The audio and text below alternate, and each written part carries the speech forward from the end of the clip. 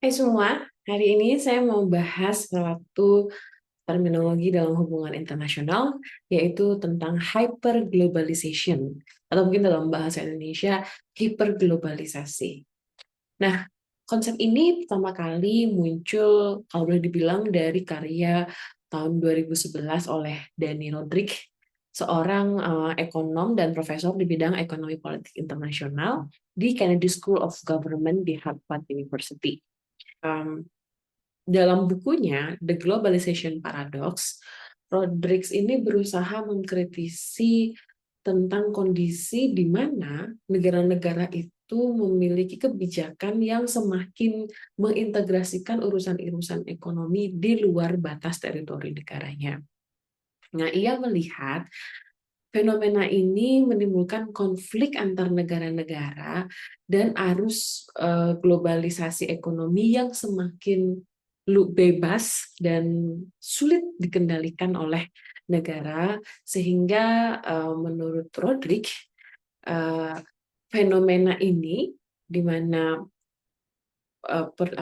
fenomena globalisasi ekonomi yang semakin sulit dikendalikan oleh negara ini disebut sebagai fenomena hiperglobalisasi. Nah, kalau boleh dibilang, hiperglobalisasi ini bisa kita observasi dari tahun 1990-an sampai saat ini.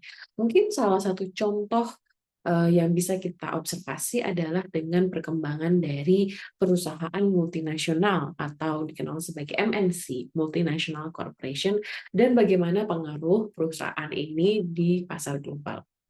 Kalau boleh dibilang, MNC ini adalah perusahaan yang beroperasi lintas negara dengan pabrik dan rantai pasokan yang melibatkan beberapa negara.